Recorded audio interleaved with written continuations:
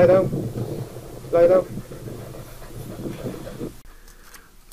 교재 4장에 대해서 조금 더 말씀드리겠습니다. 교재 4장은 크게 보면은 리서치를 어떻게 디자인할 것인가, 어떻게 시작할 것인가에 대한 것과 그 과정에 있어서의 중요한 좀 개념 이런 것들을 단편적으로 이렇게 설명한 것이라고 볼 수 있겠습니다. 선생님이 이걸 설명하기 위해서 지난 시간에 선생님이 사용했던 요 그래프를 다시 이용해서 이야기하도록 하겠습니다. 선생님이 이 그래프를 소개했을 적에 여러분들 기억하시겠지만 이거는 사회과학, 그죠? 사회과학적인 연구에서 쓰이는 디덕션, 그죠? 이쪽으로 이렇게 가는 게 디덕션이라고 했습니다. 그죠? 그 디덕션적인 방법으로 연구를 하는 거를 도식화한 것이다 라고 이야기했습니다. 그때 가장 여러분들이 기억했어야 될 것은 여기 추상적인 개념이라고 선생님이 적은 거 있죠. 그죠? 요게 로우나 티어리 이런 것들에 기반을 둔 것이다 라고 이야기를 합니다. 교재에는 요거를 법칙 정립적 이렇게 설명을 합니다. 그죠? 그래서 선생님이 이야기한 거랑 같죠. 그죠? 뭔가 법칙을 만들어서 그거를 정립함으로써 사회를 설명하려고 하는 그런 것들을, 그런 시도를 의미를 합니다. 그렇게 해서 이런 로나 티어리 이런 거에 바탕을 둬서 이런 것들이 맞다면 이라는 논리적인 추론을 통해서 가설을 만듭니다. 무슨 얘기냐 하면은 이런 것들이 사회를 설명하는 데 유용하다면 이런 일들이 일어날 것이다 라고 가설을 만드는 거죠. 그죠? 그 다음에 가설을 만들고 후에 가설을 테스트하기 위한 데이터를 수집을 하죠. 그죠? 수집을 해서 데이터를 수집을 한 걸 가지고서 분석을 합니다. 그죠? 그 분석한 거를 결과를 가지고서 추상적인 개념 로우라 그러죠. 그죠? 여기 그 사회를 설명할 수 있는 레귤러리티가 사회를 잘 이 레귤러리티가 다시 로우와 티어리가 사회를 설명하는데 유용했구나를 이렇게 밝히게 되는 그 과정을 말합니다. 요 디덕션은요. 그죠? 요 과정에 있어서 선생님이 각 단계에서 교재에서 하고 있는 이야기들을 설명을 하겠습니다. 우선 추상적인 개념, 로우, 티어리 이런 거에 바탕을 둬서 연구자들은 일종의 연구 문제나 아니면은 리서치 퀘스천이라고 그러죠. 그런 것들을 다루게 됩니다. 선생님이 그걸로 설명할 적에 많이 쓰는 거에 이렇게 요게 개념이라고 그러면 개념, 그죠? 이 다른 개념과 어떤 관계가 있을까라고 하는 물음을 말합니다. 그게 이렇게 있을까라고 하는 물음을 이야기해서 요거를 선생님이 뭐라고 부르냐 하면 리서치 퀘스천이라고 이런 식으로 부릅니다. 가령 선생님이 예를 들었던 쉬운 걸로 하나를 들면 과연 젠더랑 이타심은 어떤 관계에 있을까 이런 것들을 이야기를 합니다. 그러면 선생님이 두 가지 개념을 인볼브해서 어떤 관계에 대한 질문을 이렇게 한 거죠. 그죠? 그런데 내가 여기 있는 로우나 티어리 같은 어떤, 그죠? 여기 로우나 티어리 같은 어떤 법칙 정립적인 아이디어 이런 것들의 영감을 얻어서 사회는 이렇게 설명을 하면은 이 레귤러리티를 설명하는 것이구나 라고 하는 아이디어에 얻어서 여성이 남성보다 이타심이 더 많을 것이다 라고 가설을 세울 수 있습니다. 그죠? 그래서 여기에서는 질문으로 마쳤지만 이런 것들을 다 섭렵한 결과 내가 생각할 적에는 젠더가 진짜로 알트루이즘, 이타심에 영향을 준다. 어떤 식으로 영향을 주냐 하면은 메일과 피메일 간의 이타심에 차이가 있을 거라는 그런 가설을 살펴볼 수 있도록 하는 있도록 한다라고 가설을 세우는 거죠. 그러니까 요거는 가설이라고 이야기할 수 있습니다. 선생님이 지난 시간에도 이야기했지만 가설은 마침표로 무언가가 일어날 거라고 선언을 하는 겁니다. 선언을 하는 거 그 뒤에는 로우나 띠어리가 있다고 이야기했죠. 그래서 선생님이 가설은 뭐라 그랬죠? educated guess 혹은 informed guess 이런 식으로 이야기를 했었습니다. 그죠? 그러면 여러분들 선생님이 쉬운 예를 들어서 젠더, 알트루이즘 요런 예를 들어서 그렇지 좀 사회 연구를 하다 보면 없는 아이디어나 개념 이런 것들에 대해서 설명을 할 수가 있고 합니다. 여러분들 선생님이 일일이 설명을 안 하겠지만 뭐 20세기 초, 19세기 말 뭐 그때 아노미 현상에 대해서 설명을 할 적에 그때 아노미란 말은 있지도 않은 어떤 개념이었어요. 그런데 이런 것들이 사회가 흘러가면서 발전하면서 일어나고 이런 것들이 사회에 어떤 영향을 준다 이렇게 설명한 걸 보면은 우리가 없는 개념을 가지고서도 뭔가 리서치 퀘스천을 만들 수도 있습니다. 그죠? 그래서 이런 개념들, 그죠? 이거를 우리가 뭐라고 부르냐 하면은 컨셉트라고 이렇게 부릅니다. 컨셉트. 그죠? 그리고 컨셉트가 간단한 거면 그냥 이렇게 기술에서 설명하면 되는데 어려운 거면 컨셉트에 대해서 설명을 해야 되겠죠. 그죠? 그걸 뭐라고 부르냐면은 컨셉추얼라이제이션이라고 부릅니다. 컨셉추얼라이제이션. 그죠? 개념화한다 라고 이렇게 부릅니다. 그래서 아노미 현상이란 이런 것들이고 아노미 현상은 그 근대화가 발전할수록 이렇게 일어나는 것 같다 라는 이야기를 어떤 연구에서 한다 뭐 이런 식으로 하면 아노미에 대해서 설명을 해서 사람들이 개념적으로 그게 어떤 걸 말하는지 이해할 수 있도록 하는 그런 단계를 말합니다. 그러면 이렇게 해놓고 나서 내가 여러 가지를 읽어보니까 둘 사이의 관계가 이런 관계가 있겠다라고 이렇게 가설을 만들었어요. 그죠? 가설을 이렇게 만들었고, 이 가설은 우리가 위에서 얘기했던 두 가지 개념 간의 관계를 어떤 로우, 띠어리에 근거해서 어떤 일이 일어날 거라고 이렇게 예측한 겁니다. 그죠? 예측하고, 여기에서의 차이점은 뭐냐면, 이 개념을 말이에요. 측정한 것으로 바꾼 겁니다. 그래서 내가 테스트할 수 있도록 측정한 것으로 둘 다 바꾼 겁니다. 그래서 선생님이 지난 시간에 여러 번 얘기했지만 이렇게 동그라미를 쳐서 얘기한 건 뭐냐면은 젠더라는 개념이 알트루이즘이라는 개념에 영향을 줄 거라는 가설이죠. 그죠? 근데 그게 어떻게 일어나냐면 차이로 일어납니다. 젠더의 속성인 메일과 피메일이 있는데 알트루이즘에는 메일보다는 피메일이 더 많을 것이다. 혹은 차이가 있을 것이다. 라는 가설로 선언을 하게 되는 거죠. 그리고 그거를 테스트 함으로써 여기 있는 이 로우 띠어리를 백업, 지원하려고, 서포트 하려고 그러는 겁니다. 그러니까 여기 있는 요거는 왼쪽 그림에서의 요 상황을 이야기를 하는 겁니다. 근데 아무튼 그렇게 해서 진행을 이렇게 하려고 하는 거죠. 그러면 이때 요 개념을 말이에요. 어떤 측정 가능한 무언가로 이렇게 바꿨을 거 아닙니까? 그죠? 그래서 선생님이 알트루이즘은 선생님이 이렇게 가설 단계에서는 1부터 그죠? 1, 2 해서 10까지로 측정을 했습니다라고 설명을 했고 젠더는 메일과 피메일로 이렇게 측정을 했습니다. 노미널로 측정을 했고 요거는 숫자로 측정을 했습니다. 넘버로 측정을 했습니다. 라고 이렇게 이야기를 한 것처럼 측정 가능한 무언가로 개념을 바꿨어요. 그죠? 이렇게 바꾸는 과정, 측정 가능한 것으로 바꾸는 과정을 뭐라고 부르냐면은 조작화라고 부릅니다. 조작해서 오퍼레이셔널라이제이션이라고 부릅니다.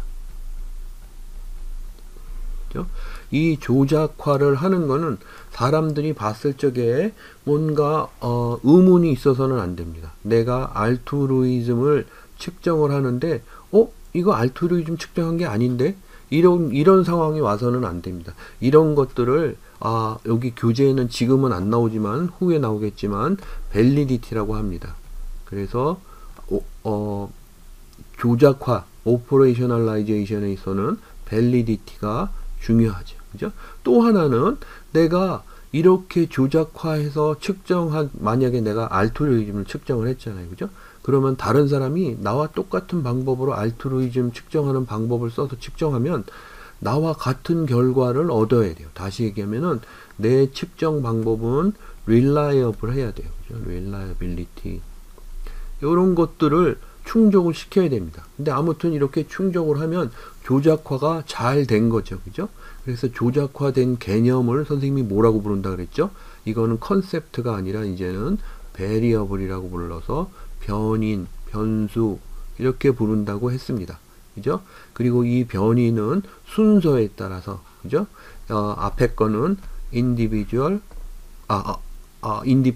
variable, 뒤에 거는 dependent variable. 그리고 independent variable은 위치나 아니면 어떤 그 영향력에 따라서 control variable도 있을 수 있고, 그 다음에 intervening variable도 있을 수 있고, 그 다음에 또 moderating variable도 있을 수 있다라고 지난번에 설명을 했습니다. 그러면 선생님이 이야기한 여기 law나 theory 이런 법칙에서 시작해서 논리적으로 그게 맞다면, 그런 일이 일어난다면 이런 가설이 만들어질 수 있겠다 해서 만든 걸 가지고서 이제 테스트를 해봐야 되겠죠. 여러분들 지금 이 상황에 있다라고 하면은 여러분들 같으면 무엇을 하죠? 무엇을 해야 될까요? 여기서 지금 이 상황이라면은 여러분들 데이터를 수집해서 이 가설을 테스트해야 됩니다. 그러면 메일과 피메일을 측정할 수 있는 그런 데이터를 모아야 되겠죠. 사람이 필요합니다. 그죠? 사람과 그 사람이 어떤 수준의 알고리즘을 가지고 있는지 그 측정할 방법이 필요합니다. 그죠? 그래서 그런 것들을 디자인해야 되겠죠. 여러분들 내가 선생님이 지금 사람을 모집을 해서 그 사람의 알고리즘을 측정한다 이렇게 하면은 여러분들이 데이터 수집에 대한 아이디어가 쓴 겁니다. 따라서 지금 이 순간에 요 가설을 가지고 여러분들은 개인을 모아야 되겠다. 그리고 개인이 가지고 있는 특성 중에 하나인 젠더와 또 다른 하나인 알고리즘을 관찰해 가지고 기록해야 되겠다라는 생각이 쓰는 겁니다. 그죠? 그러면 요때에 내가 모집하는 개인들 있죠. 그죠? 개인 인디비주얼 해서 인디비주얼 1, 2, 3, 4 이렇게 있을 적에 이 사람들이 분석의 대상이 되는 거죠. 그죠? 그래서 이런 것들을 뭐라고 부르냐 하면은 유니트 오브 아날리시스, 그래서 분석 단위라고 부릅니다. 그래서 대부분의 연구는 분석의 단위가 개인일 때가 많습니다. 그죠? 그래서 개인의 어떤 특성이라든지 여기 메일, 피메일 같은 젠더, 개인의 알고리즘 정도라든지 개인의 수학적 능력이라든지 개인의 정치적 성향이라든지 이런 것들을 분석을 해서 이런 것들이 낙태에 대한 태도가 어떤지 혹은 마리화나에 대한 태도가 어떤지 이런 것들에 대해서 서로 상관관계, 연관이 있는지 알아봄으로써 가설 테스트를 하게 되는 거죠. 그죠? 그렇지만은 여러분들 그 스케줄 페이지에 보면은 유니트 오브 아날리시스 설명을 하면서 더 있는데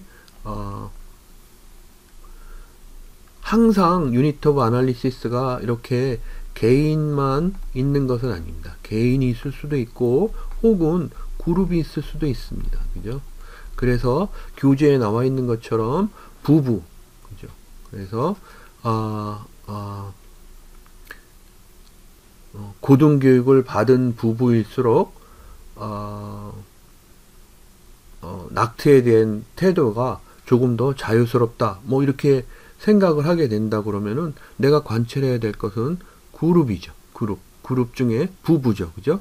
그래서 관찰의 대상이 분석의 단위가 부부일 수도, 그룹일 수도 있습니다. 혹은 조직일 수도 있죠. 그죠? 조직. 그래서 조직은 작은 단위 조직일 수도 있고, 단체, 뭐 이렇게 해서 회사 이럴 수도 있습니다. 그죠? 그래서 우리나라 100대 기업 그러면은 내가 조직을 분석을 하려고 하는 거죠. 혹은 행정 단위일 수도 있습니다. 그래서 영등포구, 뭐 그리고 마포구, 그리고 무슨 구, 뭐 이렇게 구 단위로 해서 그 지역의 범죄율을 알아본다든지 이러면은 내가 구를 단위로 분석을 하는 것이 되겠죠. 혹은 더 크면 여러분들 그게 국가나 뭐 이런 것이 될 수도 있죠. 그죠? 그래서 국가와 국가 간에 서로 교역 양이 어떻게 이루어지는가 이런 것들을 보면 분석의 단위가 국가가 될 수도 있죠. 그죠? 그리고 또 하나는 아티팩트. 아티팩트라고 하면은 여러분들 조형물, 뭐 인간이 만든 어떤 것이 될 수도 있습니다. 그래서 그걸 교재에 보면 아티팩트 이렇게 씁니다. 근데 이 아티팩트는 가령 여러분들 책, 그죠? 책일 수도 있습니다. 혹은 뭐 소설책, 그래서 소설 이럴 수도 있죠. 그죠? 혹은 여러분들 인터넷 게시판에 글 모아놓은 글, 게시글일 수도 있습니다. 혹은 여러분들 그 외에도 인간이 만든 모든 것들을 다 의미합니다. 그죠? 가령 여러분들 노래, 그죠? 대중가요 그런 것일 수도 있고 그 기타 등등 여러 가지가 있을 수 있죠. 그죠? 그래서 이런 아티팩트도 유니트 오브 아날리시스에 들어갈 수 있다라고 이렇게 하죠. 그리고 이렇게 유니트 오브 아날리시스가 개인 일적이랑 그룹 일적의 이런 것들이 사실 아주 그렇게 크게 중요하진 않습니다. 근데 내가 무엇을 분석하는지 정확히 알고 있어야 내가 나중에 분석 결과를 해석하는데, 여기 finding 발견 있죠? 해석하는데 오류를 줄일 수가 있습니다. 교재에서 말하는 그 오류 중에 하나는 뭐가 있냐면은 ecological fallacy라고 있습니다. 그죠? 이거는 어떤 종류, fallacy면은 오류죠, 오류. 그죠? 그리고 또 다른 하나는 individual fallacy가 있습니다. individual fallacy 이렇게 두 가지가 이렇게 있다고 합니다. 그죠? individual fallacy는 뭐냐 하면은 개인을 보고 말이에요. 개인의 어떤 뭐 특성을 이렇게 본 다음에 그 개인이 속한 단체 있잖아요. 그죠? 단체에 대해서 어떤 경향이 있다라고 단체에 대한 설명을 시도를 하는 걸 이야기를 합니다. 가령 선생님도 그런 경향이 있는데 선생님이 만난 인도 학생들은 수학을 잘해요. 그죠? 근데 내가 선생님이 만난 인도 학생이 수학을 잘했다고 해서 인도 사람들은 수학을 잘한다 라고 선생님이 생각하면은 그거는 개인의 특징을 보고 그걸 가지고서 일반화하는 individual fallacy에 걸린 겁니다. 반대로 말이에요. 여러분들 어떤 단체나 요 그룹, 조직, 단위, 행정 단위 이런 것들을 유니트 오브 아날리시스로 분석을 한 후에 그 안에 속하는 개인에 대해서 이야기하는 거 있죠. 그죠? 이런 것들은 에콜로지컬 폴러시라고 합니다. 가령 말이에요. 여러분들 외국인이 많이 사는 동네가 이렇게, 그죠? 어떤 행정 단위를 나눠 가지고 범죄율을 분석을 했단 말이에요. 그죠? 그래서 이 두 개가 어떤 관계가 있는가 범죄율 분석을 했더니 외국인이 많은 행정 단위에 범죄율이 높았다 라고 하면은, 그러면은 이걸 가지고 외국인이 범죄를 많이 저지르는 경향이 있다라고 얘기를 하면 내가 분석하지도 않은 개인을 분석한 것과 같은 그런 결론을 낸 것이라서 오류에 빠지게 됩니다. 그죠? 내가 측정하고 여기 분석 단위로 쓴 것은 행정 단위였지 개인이 아니었거든요. 그죠? 그래서 이런 것들을 에콜로지컬 폴러시라고 합니다. 그리고 교재에서 또 한 가지 설명하는 게 이거는 뭐 선생님이 암묵적으로 이야기를 했으니까 다시 설명할 필요는 없지만 법칙 정립적 설명 이렇게 이야기를 하죠. 그죠? 법칙 정립적 설명은 내가 연구하고자 하는 것이 궁극적으로는 요렇게 이걸 뭐라 그러죠? 이 법칙을 알아내기 위해서, 그죠? 법칙을 정립해서 이걸로 일반적인 사회를, 그죠? 사회를 일반화해서 설명을 하려고 하는 그런 것을 말을 합니다. 그죠? 그래서 법칙 정립적 설명 이렇게 하는데, 이때 법칙 정립적 설명을 하기 위해서 이렇게 베리어블을 가지고 테스트를, 인과관계 테스트를 한다고, 혹은 상관관계 테스트를 한다고 라고 이렇게 했을 적에 우리가 조심해야 될 걸로 허위 관계라는 게 있다라고 교재에서 이야기를 합니다. 허위 관계. 허위 관계는 영어로 spurious, 그래서 spurious relationship 이렇게 이야기를 합니다. 허위 관계는 두 개가 어떤 게 일어나면 어떤 게 일어난다라는 것처럼 이렇게 서로 관계가 있는 것처럼 보이지만 제3의 어떤 것이 그 둘의 관여를 하기 때문에 일어나는 그런 상황을 말을 합니다. 교재에 여러 가지 예가 있는데 그 중에 대표적인 게 어떤 게 있냐 하면은 아이스크림의 판매량과 그 다음에 익사율, 익사자가 일어나는 율, 뭐 이렇게 해서 두 개 상관관계가 있는 것처럼 보여요. 그죠? 아이스크림 판매량이 많아지면 선생님이 두 개 다 숫자로 측정한 걸 암시를 하니까 이런 식으로 할 수가 있죠. 그죠? 아이스크림 판매량이 많아지면은 그러면 익사자 수가 늘어납니다. 그죠? 그래서 이런 관계가 이렇게 있는 걸로 발견할 수도 있습니다. 그죠? 그럼 아이스크림이 익사의 원인이 되느냐? 그럼 그렇진 않습니다. 이 둘 사이에는 어떤 관계가, 어떤 개념이 사이에 끼어 있냐 하면은 온도라는 개념이 사이에 끼어 있죠. 그죠? 날씨 혹은 온도. 무슨 얘기냐 하면은 날씨가 더우면 아이스크림도 많이 팔리고 물놀이나 무슨 수영 이런 것들이 많아지니까 익사자도 많아지게 됩니다. 그죠?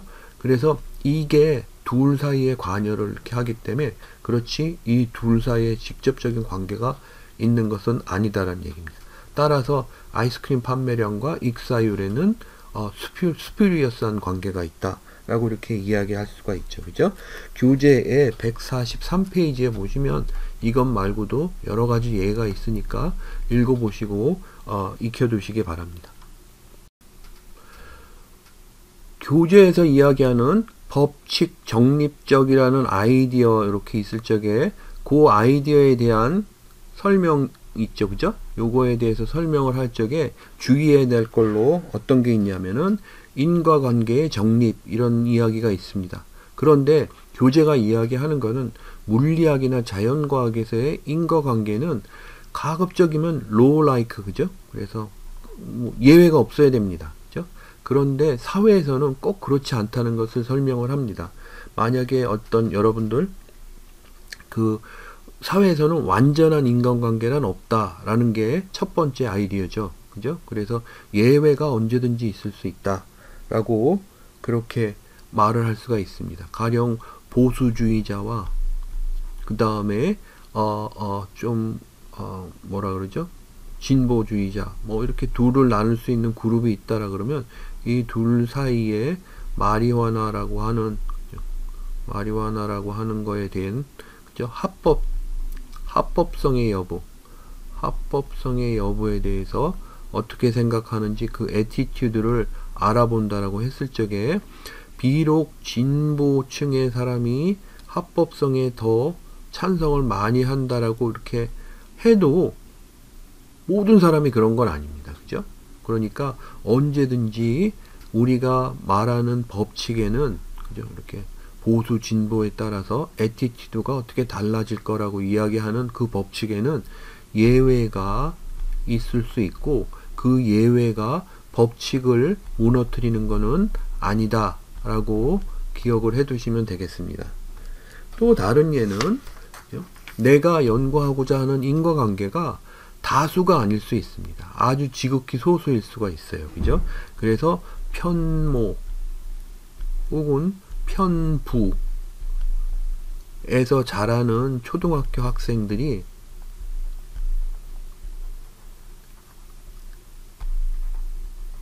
학교 폭력에 빠질 그걸 학교 폭력이라고 할까요? 그죠? 학교 폭력에 빠질 가능성이 많다라고 하는 거를 법칙적으로 선생님이 알아냈다고 하더라도 이 세상의 모든 편모와 편부수라 있는 초등학생이 폭력에 인벌브되는 건 아닙니다. 그죠?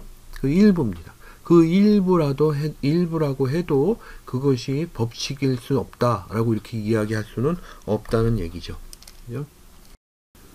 챕터 4 바비의 책 중에서 그 챕터 4에 있는 내용을 마저 설명하기 위해서 선생님이 다시 여기에 위키페이지에 가설 문서, 하이포테시스 여기 있죠, 그죠? 요 문서로 돌아왔습니다. 그래서 아래로 내려오면 예가 이렇게 있는데, 여기 있는, 요걸 가지고서 나머지를 마저 설명을 하도록 하고, 이 설명에는 이전에 설명이 되었던 모든 것들을 다 포함합니다. 이 예는. 그러니까 요걸 가지고서 잘 이해하시도록 그렇게 했으면 좋겠습니다. 요 문서는 PDF 파일입니다.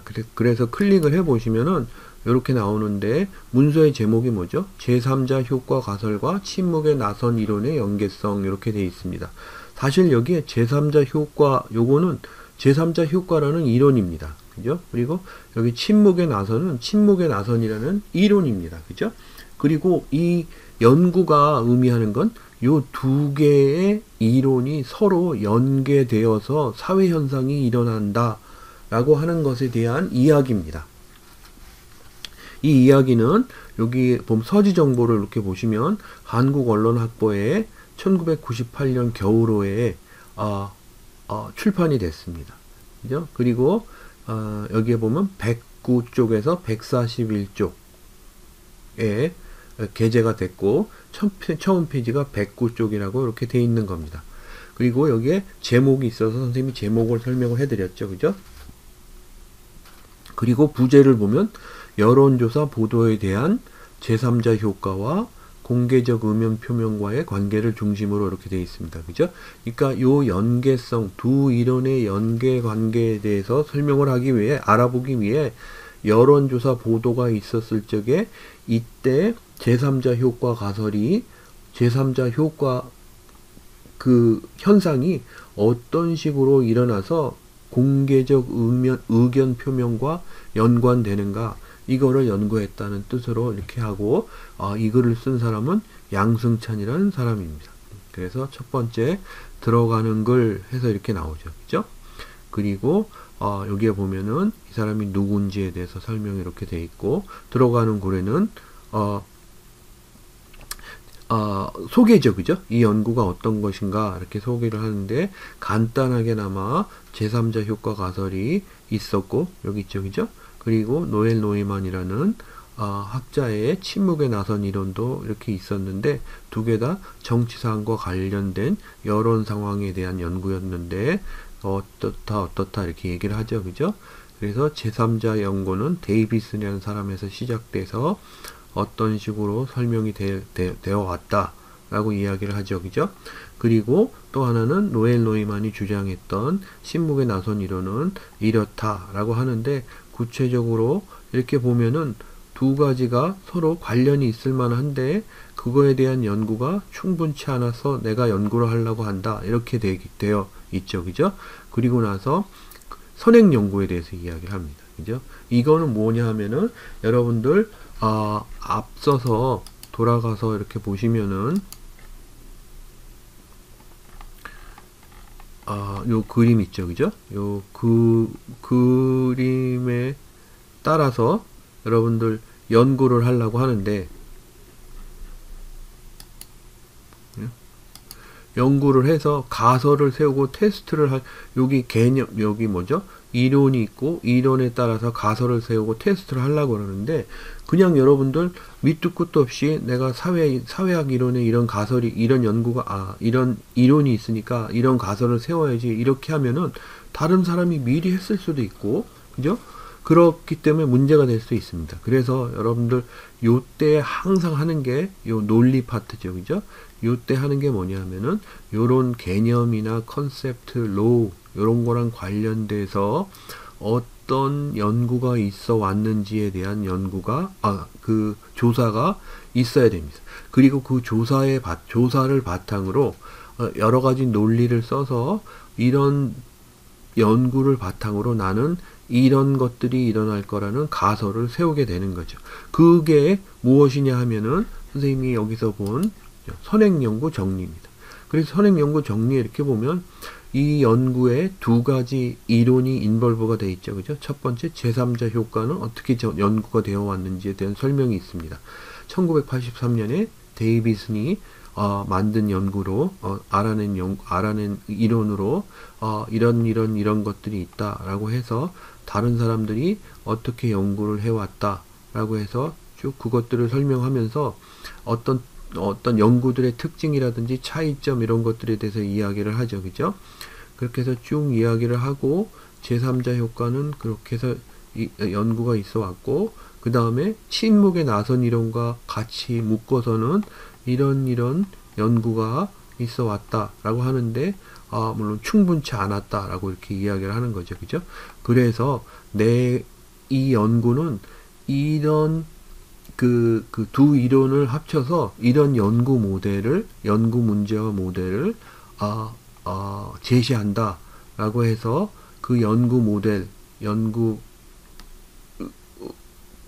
그 디자인을 이런 식으로 요 그림과 같이 제시를 합니다. 그죠? 그리고 요거에 따라서 그리고 논리적인 어떤 그 추측에 따라서 연구 가설을 이렇게 만듭니다. 그 연구 가설이 1, 2, 3, 4 해서 그죠? 그리고 연구 가설에 따라서 여러분들 기억하시겠지만 여기 돌아가서 보시면 말이에요.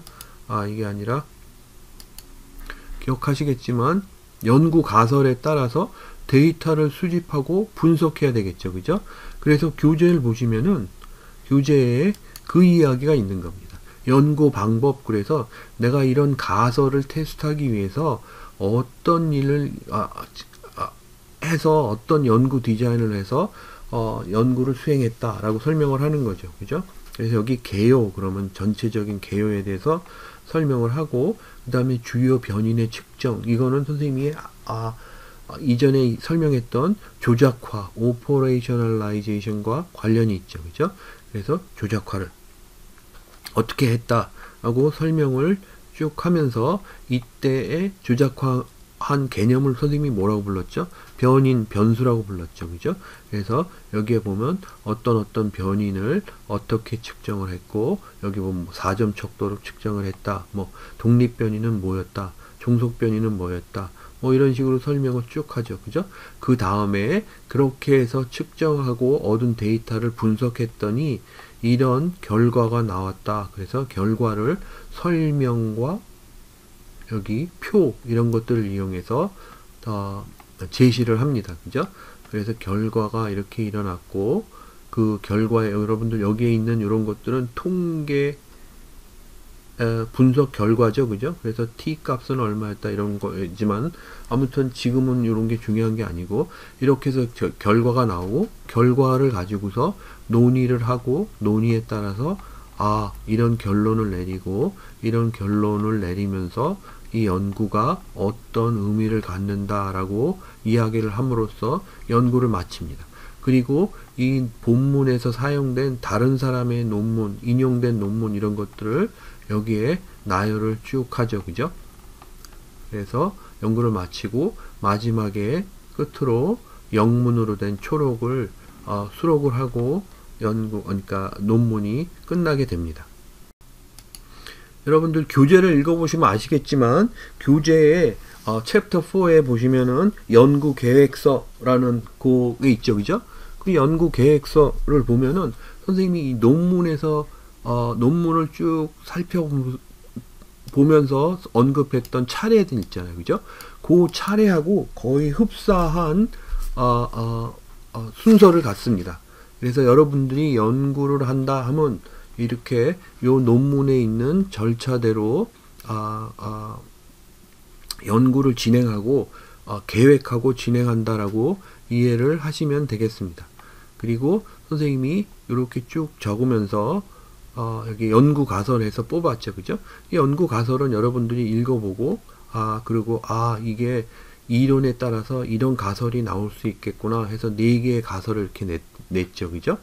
연구 가설로 이렇게 4개를 냈는데 여러분들 여기서 설명을 하진 않겠지만은 4개 가설이 다 보면은 이렇게 차이의 가설입니다. 그리고 차이의 가설에 따라서 어떤 테스트를 했고 연구 방법으로 어떤 것들을 어떻게 설계해서 진행해 왔다라고 해서 마치는 거죠. 그러니까 연구 계획서도 그거에 준해서 그렇게 하시면 되겠습니다. 그래서 연구 계획서에 보시면은 연구 문제, 목적, 그 다음에 문헌 검토, 연구 대상, 측정, 수집, 자료 수집 방법, 분석, 그 다음에 계획, 예산, 계획과 예산만 여기 없는 거지, 논문에 밝혀야 될 것들을 순서대로 진행하는 거라고 볼 수가 있겠습니다.